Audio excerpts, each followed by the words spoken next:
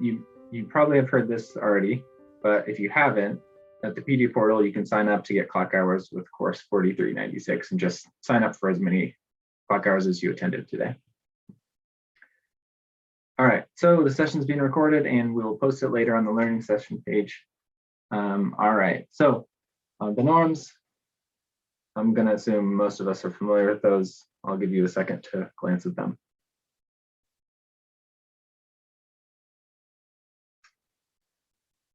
The great thing I think about it is we're going to be coaching in person again. So the instructional tech coaches are more than happy to come sit alongside you, work with you if you have questions about the Canvas gradebook or anything else we've covered today in the future.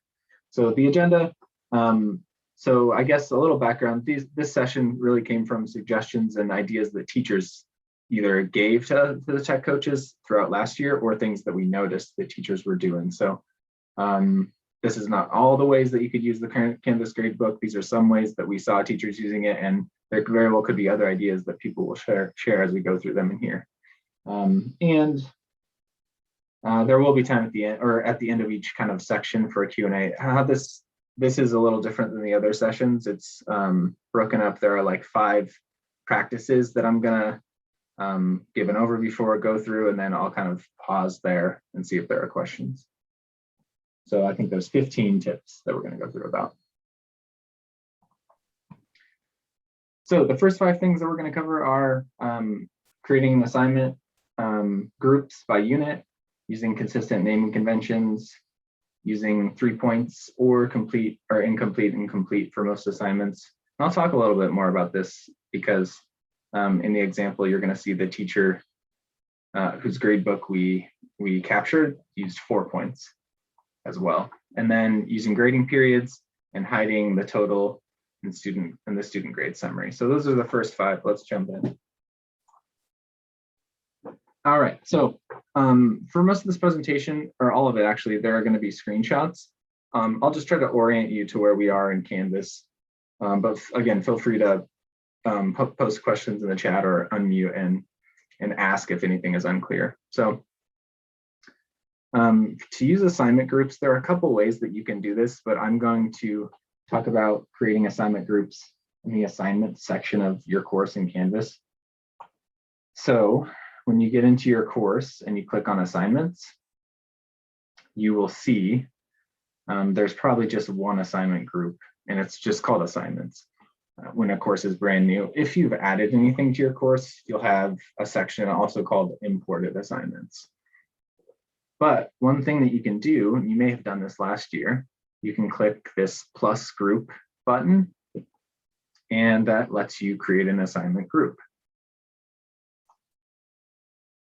And so the reason you might create an assignment group is it will kind of let you and your students and families who are observers in Canvas, they can actually sort the gradebook, and we'll look at that a little bit later, by assignment group. So that it would let them just kind of zoom in on a specific, maybe it's a unit, maybe it's a content area, it depends, to see how their student has been doing. So let me just show you what I mean. So this is just first how to actually create the group. So you click the plus group icon, this new window pops up, and you get to name the group and click save. After you've done that in your course, you might have a long list of subjects or units that are assignment groups. So as I was saying, what that will allow is as the year progresses and you can actually add assignments to specific assignment groups when you create the assignment. And that would let, like I said, anyone who's looking at the gradebook, they could categorize, or they could, I guess, sort the gradebook by assignment group. So if they could look at all the math unit 5 assignments in the gradebook at one time and just look at those. So.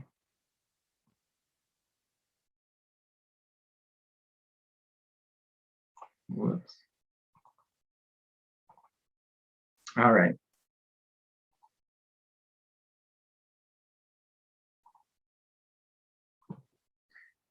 So after you've created an assignment group, it's not set in stone. You can actually So if you need to edit it, what you do is you go to that assignments page. You'll see the groups. There'll be kind of a gray bar. And there's the 3-dot menu. So from there, you can actually click the 3 dots and click edit. You can notice there's other options as well. You can delete an entire group. You can move it. You can move contents. So that's something to know. And then moving on from assignment groups, one other recommendation that we have in it, how you name things probably will depend on how your overall organizational goal for Canvas, but we recommend, and we heard from teachers that using consistent naming conventions was really helpful for them and for students and families again. So one recommendation or one way that you could do it is you could name something, an assignment group with a unit like this, Math Unit 5, and then each lesson or assignment under that unit and that assignment group would kind of be named similarly. So it might say something like Math Lesson 5-1, or if you have a science unit, you might have the subject area, the unit, and then the lesson number. So again, just to make it easy to sort through for you, students and families. So and there's some other examples you can see.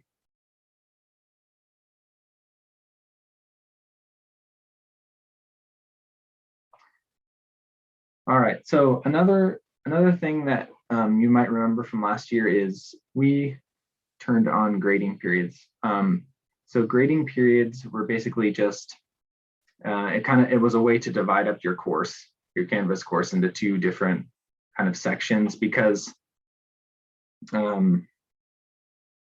our Canvas courses, continue for an entire year. We weren't able to set them to be semester-long courses because of some limitations with Skyward. So the grading periods were a way to kind of start to split up your grade book.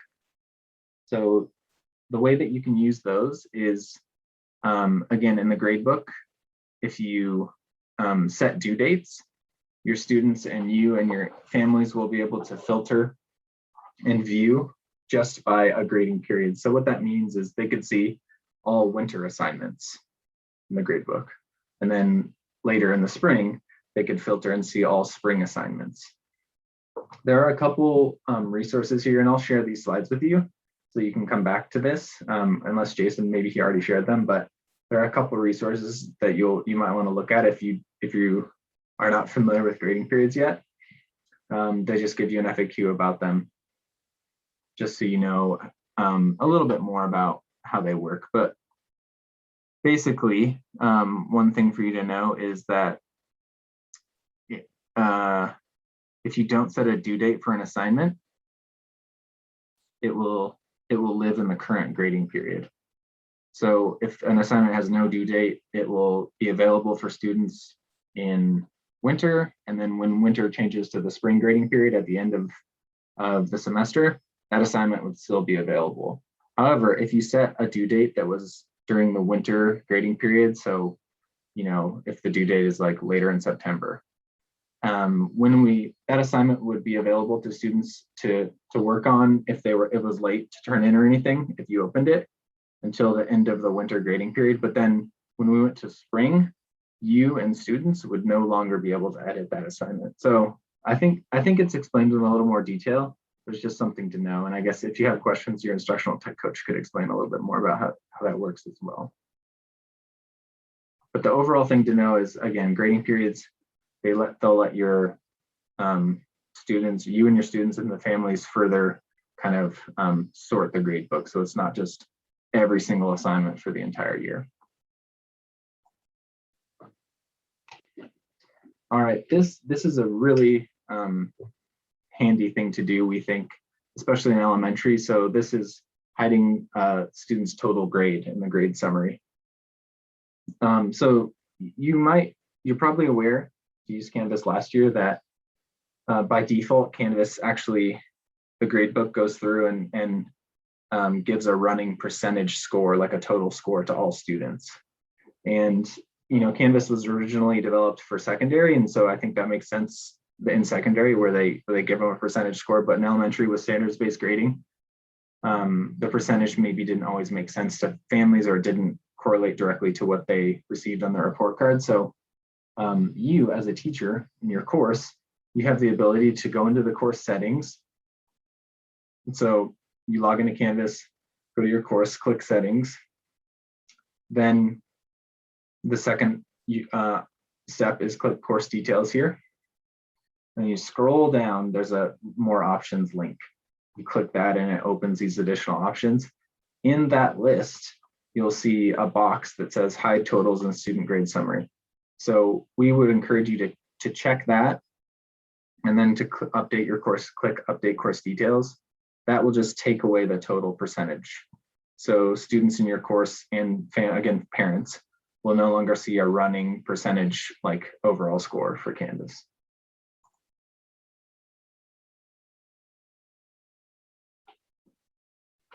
All right, so kind of related, I think generally in elementary, and this isn't not everyone, but I think generally we probably score, we're kind of scoring using a 3-point total, like a 3 is full credit for an assignment, or maybe some 4s. I guess it depends on the assignment, but this teacher whose gradebook we have a picture of here,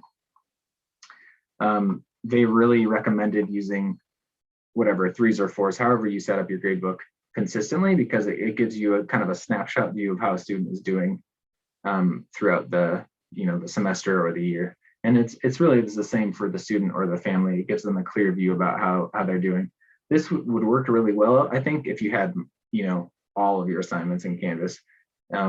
If you're, depending on how you're using Canvas this year, maybe your grading looks slightly different, but this teacher decided to use 4s. I think when I was in the classroom, I would have probably decided to use mostly 3s, because on the report card, I was giving my students up to at standard, like a 3 score. And I think if they saw a lot of 4s in their Canvas gradebook, and then on the report card, they really just saw 3s, I think that could be confusing for students and families. So that's why I said use 3 points for most assignments. The other option would be you could use complete or incomplete. And what that does again is it gives a quick view. You can see these check marks are complete, X's are incomplete. It gives a quick view about maybe like a progress view about how one student is doing, or how your class in general is doing on a certain unit. So any questions? That's the first 5.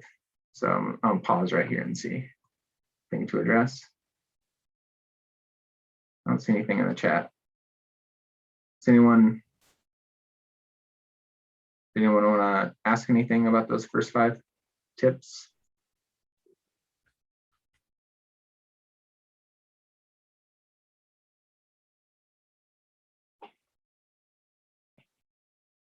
Okay, I'll keep going. All right, so the next 5 things that we're going to cover, these have to do with actually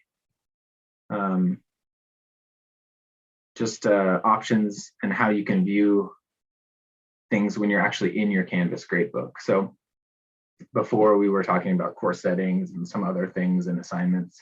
These 5 are actually all in the Canvas gradebook, or in this last one's in SpeedGrader. Okay. All right, so hiding unpublished work, we'll look at that. How to view just a module in the gradebook, how you can view assignment groups if you decide to set those up and use them, and how you can sort what needs grading. Actually, these last 2 are both in SpeedGrader. So.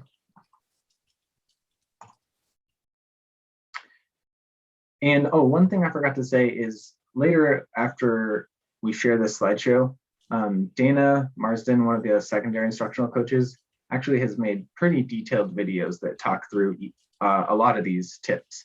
So if anything is not quite clear, I think her videos will help. And of course, we can answer questions during the presentation if you'd like.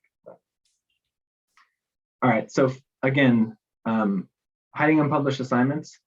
This is showing when you're viewing the gradebook. So if you're looking at your entire class, you may have noticed in the past that often Canvas, I think by default, it shows all published assignments and all unpublished assignments. Well, that can be a really overwhelming view. And so one thing you can do as a teacher is in your gradebook, if you click view, and down at the bottom, you can have it, I think you uncheck unpublished assignments and then they won't show, I believe. So then they won't show up in your gradebook view until you publish them.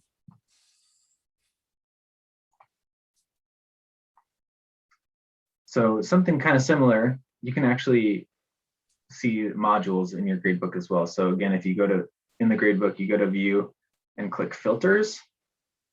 One of the options is modules. And what that does in your gradebook is that it creates this little drop-down menu.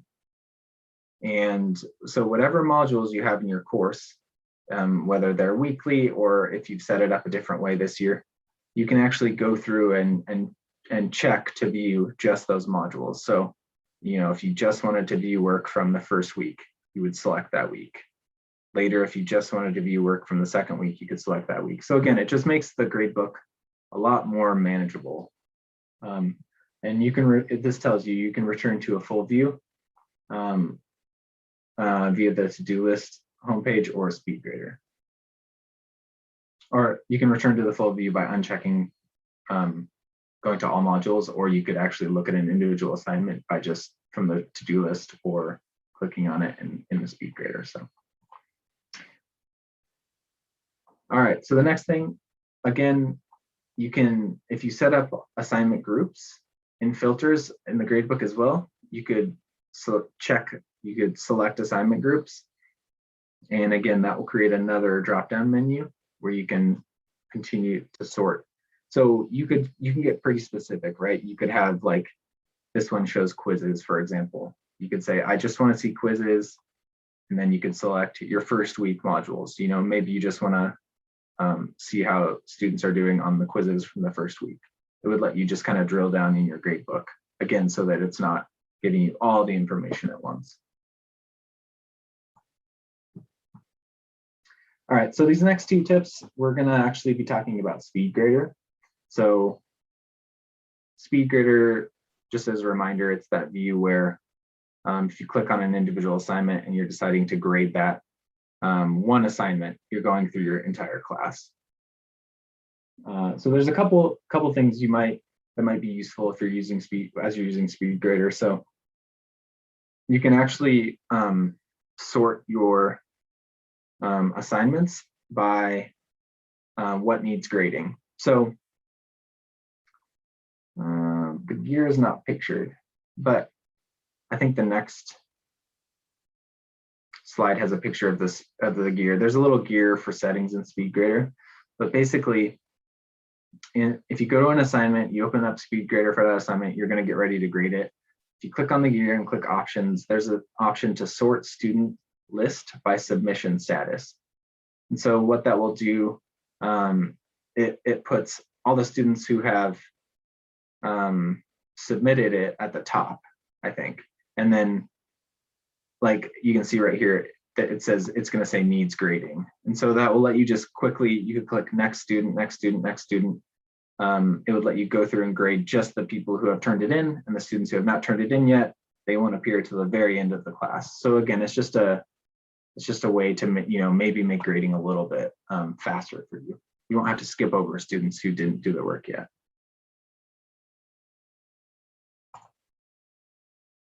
So the next option, this is something actually that works in quizzes specifically.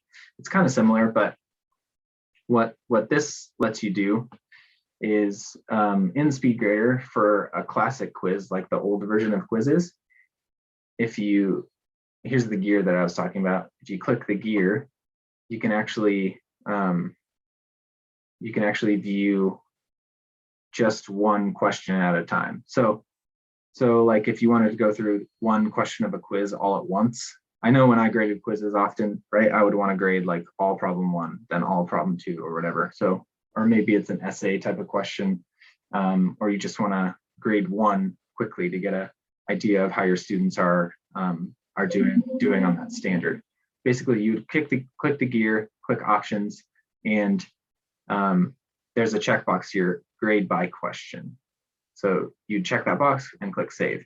And then that will let you go, student to student. You would grade that quiz question, and then the top right of the screen, you'll see the arrow to go to the next student, and that one question will pop up again. So again, it would just let you go through your whole class, grade that question. You can move on to the next question and keep moving through the class if you wanted. All right, I'll pause for a second. Any questions about those grading tips? Nothing yet, okay.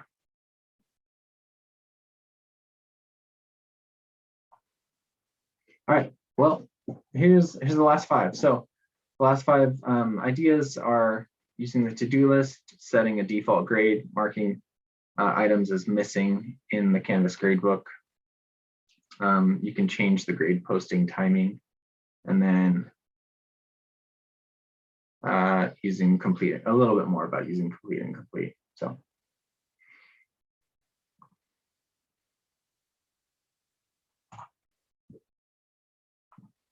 all right, so the first one is the to-do list, and this might be very familiar to you, but just in case we wanted to make sure that everyone was aware, the to-do list is a pretty handy feature. When you give an assignment a due date, the to-do list will actually notify you if there's something to grade, right? And so it will pop up. There'll be a little icon, like a number icon next to it based on how many assignments there are to grade. And if you click on it, it just takes you directly to SpeedGrader for that assignment. And one thing to know, if you don't want an assignment to show up as the teacher, you on your to-do list right now, like this one, that has one item to grade, I could click the X and it will disappear until there's a new submission. So when, if you don't want to go grade just one, you could exit out, it will pop up again later as more students submit that assignment. And then the other thing is the assignment actually will be removed from the to-do list after all submitted assignments are graded. So that's the to-do list. One thing that was new last year about the to-do list that we wanted to point out as well is actually you can make a page show up on the to-do list with a due date for students. So if you have a page where you really want students to view information, you're not sure if they're if you're not able to check in with them, I guess, and see that they viewed it, you can actually, in the page options, you can check add to student to-do list and set a due date and time. So you can see that just makes it pop up like this on the student to-do list. So I think that was something new last year. All right, so the next thing is setting a default grade. So there might be times when you just maybe you've graded things and maybe certain students aren't turning something in and you want to get a grade in there and just round out your grade book, or there could be a time where you just want to give everyone a certain grade, like maybe it's more for participation. So there's and there may be other instances, but basically you can set a default grade for everyone. So you go to your grade book, where find the assignment, click on the 3 dots, and in this menu there's set default grade, and you can enter a score and click set default grade to give that grade to everyone. And you do have the option to overwrite already entered grades if that's something you wanted to do, but you don't have to check that box. So if you've graded most of your class, certain students again haven't turned it in or something, and you just want to give them a 1 or a 2 or something, you could use this feature for that. In addition, if students hadn't turned something in for an external tool assignment, you might want to just add a default grade again, just to give you that quick visual, so you know kind of what's happened to that assignment, because it won't automatically get entered as like a 0 or missing.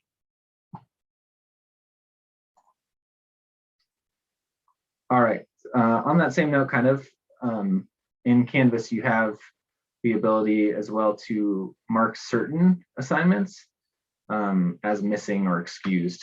And what it does is it kind of gives a visual, again, to your gradebook. It shows up in a different color just to kind of allow you to quickly scan and see. It also gives a notification to the students. So if, unfortunately, it's a manual process still, I believe. So if you wanted to alert to certain students, or just for yourself, if you wanted to keep track of what was missing in Canvas, what you could do is you would go to that assignment, go down to the student who hasn't turned it in. So here you can see this, they've clicked on a student and this extra little menu pops up. It's like a rectangle with an arrow. When you click on that, it will open a side menu and you could mark something as late, missing, or excused. And you can actually leave a comment, but you have to do that manually by student. And let's see. So I think this next has a little picture of what that looks like. Yeah, so you can see it will just give you a quick visual again of like whether a student is missing something or not.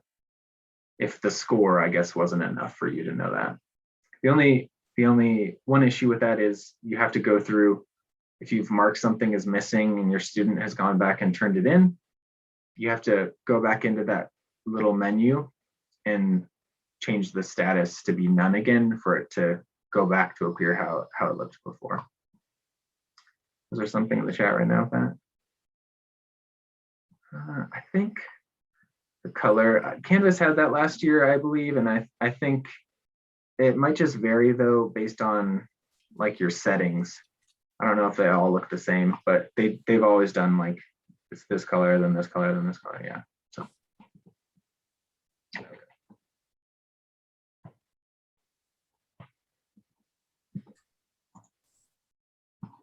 All right, so I think,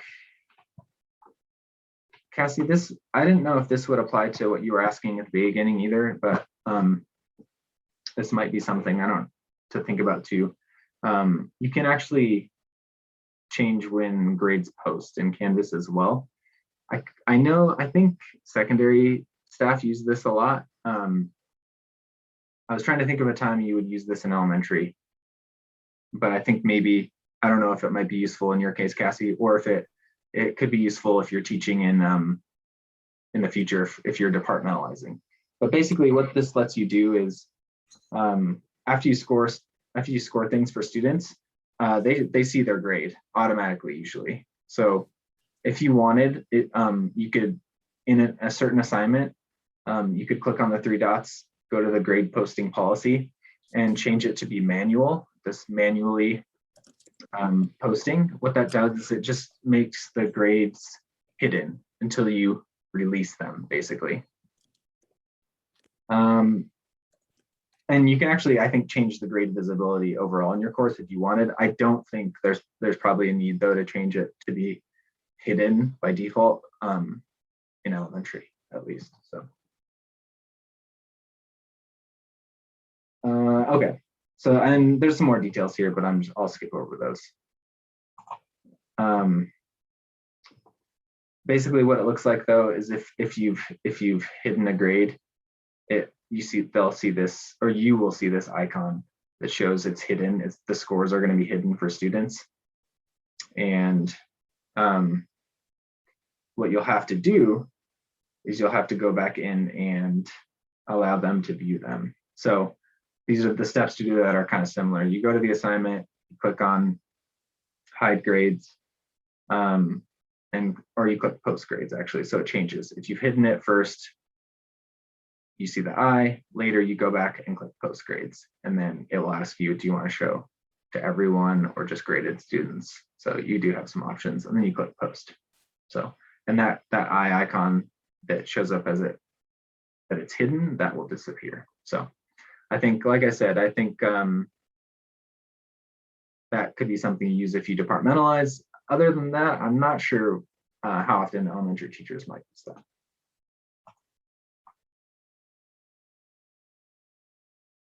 All right, there is something else though you might do. Basically, There are some assignments, I think, especially in elementary, where you don't want it to show up in the grade book. So if you're using the Canvas gradebook for, all of your assignments or most, if there are certain assignments they're not going to be graded, you don't want them to go into the gradebook. Basically, what you would do is just edit the assignment, and you want this display grade as section, you would select not graded. So you could do that. You could do that when you're creating an assignment. You could even do it after an assignment, I guess, if you wanted or needed to. So that's an additional way kind of to remove something from your gradebook without just hiding the score.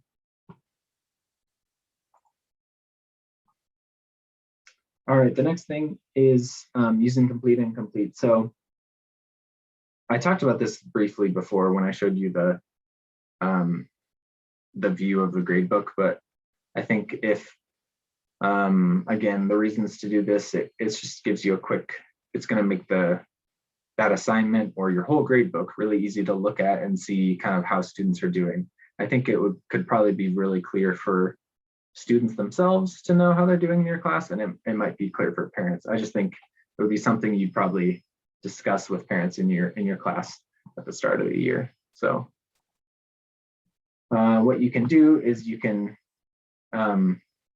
make your assignment grid. When you click display grade as, you'll just select complete, incomplete, and you can see if they do it and you mark it as complete. I think it shows up in the gradebook with a check mark, or you can mark it as incomplete with an X if they didn't do it. So and then if it's missing or no submission, it will show up as just a minus until you go in and change it. So that's something to know. I think teachers that have used that, for them, it could have been that complete was full points, incomplete was 0 points, and missing maybe just those students had no score. So that is one last way that you might use it. All right, with that, I'm going to stop sharing.